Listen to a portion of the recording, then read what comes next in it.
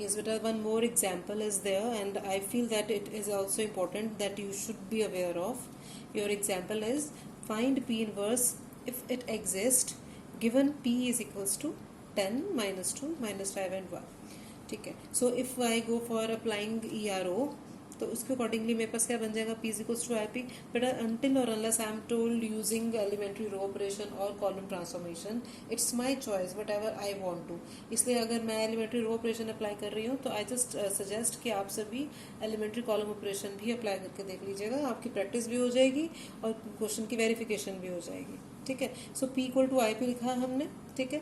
सबसे पहले हमने क्या लेना था, देखिए यहाँ पर मेरे पास 1 चाहिए है, यहाँ 0 चाहिए, यहाँ 0 चाहिए, यहाँ 1 चाहिए, तो कुछ भी अपनी पोजीशन में नहीं है एक्सेप्ट दिस.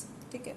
चलिए जी, let's go for interchanging rows and columns. अगर मैं रो और कॉलम को इंटरचेंज करूँ तो सॉरी रो R1 और R2 को इंटरचेंज करूँ तो क्या बन जाएगा वो, it will be -5 1 becomes the first row and 10 and -2 becomes the second row. Similarly on the other side 0 1 1 0 ये आ गया आपके पास. ठीक है. अब यहाँ पर देखते हुए कि मुझे कैसे, यहाँ पर मैं 1 लेकर आऊँ, यहाँ 0 लेकर आऊँ. बट आई ट्राइड कि अगर हम R2 में 2 टाइम्स अगर R1 ऐड कर दे तो यहाँ 0 आ जाएगा. ठीक है. तो चलिए we applied this R2 plus 2 times of R1 and I got R1 as it is लिखा तो यहाँ पर कितना आ गया, यहाँ आई गॉट 0 0 है. ठीक है. And this is equal to on the other side it is 0 1 1 and 2.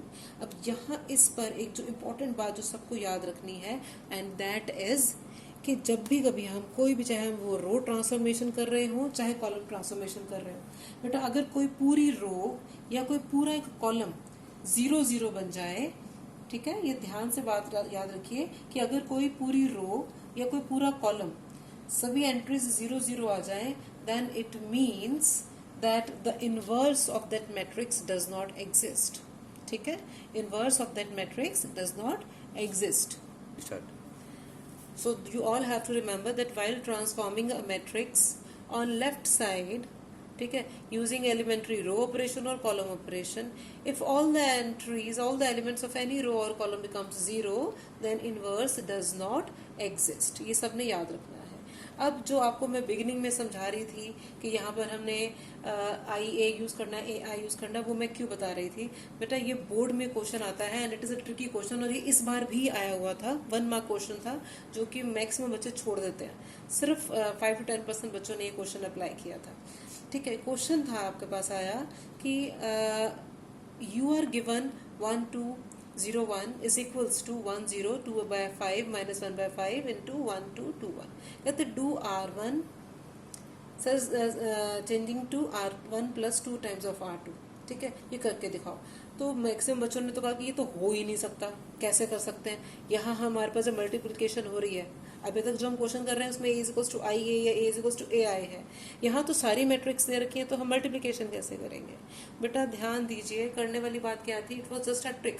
जब उन्होंने रो ट्रांसफॉर्मेशन बोली है, हमें मालूम है कि रो ट्रांसफॉर्मेशन में जो ट्रांसफॉर्मेशन होनी है वो सिर्फ इस मैट्रिक्स और इस मैट्रिक्स में होनी है. इसमें तो हमने कुछ करना ही नहीं था. ठीक है. तो आप कर दो ना जो वो मांग रहे हैं आपसे. Just go for R1 plus 2 times of R2. कर दिया हमने. R1 एज इट इज था ना, तो हमने R1 एज इट इज लिखा, 2 टाइम्स ऑफ R2 कर रहे हैं हम. ठीक है. R1 plus 2 times, this is the statement. R1 plus 2 times of R2 gives me 1 4 0 1 as it is. और यहाँ पर 1 plus 2 times of this becomes 4 upon 5 और 0 प्लस माइनस 2 अपॉन 5. ठीक है. और ये एज इट इज रखनी है आपने. ये आपके पास आ गया. This was the answer. 1 mark question था और ये 90% बच्चे छोड़कर आ गए या गलत करके आ गए. ठीक है. अगर सपोज करो आपके पास क्वेश्चन चेंज होकर ऐसे आ जाता, apply C1 changing to C1 plus 2 times of C2. अब हमें क्या ध्यान रखना है, वो ये कि अगर आपके पास x equal to a b दिया हो तो मेरी ट्रांसफॉर्मेशन कहाँ पर होंगी, x और b पर. बीच वाली मैट्रिक्स को तो मैंने छेड़ना ही नहीं है. जो उन्होंने मेरे से ट्रांसफॉर्मेशन मांगी मैं वो ट्रांसफॉर्मेशन कर दूंगी, लेकिन सिर्फ x और b पर. वो मैंने यहाँ पर कर दिया and I got the answer. ठीक है. ये सिंपल सा क्वेश्चन है. अब अगर जो भी बच्चे कह रहे हैं कि हम ये क्यों कर रहे हैं, a इज इक्वल्स टू ए आई और a इज इक्वल्स टू आई ए क्यों कर रहे हैं, अब आपको क्लियर हो गया कि 1 मार्क क्वेश्चन में भी ऐसी चीजें पूछी जा सकती हैं. ये आपने सबने ध्यान रखना है. ठीक है. Thank you.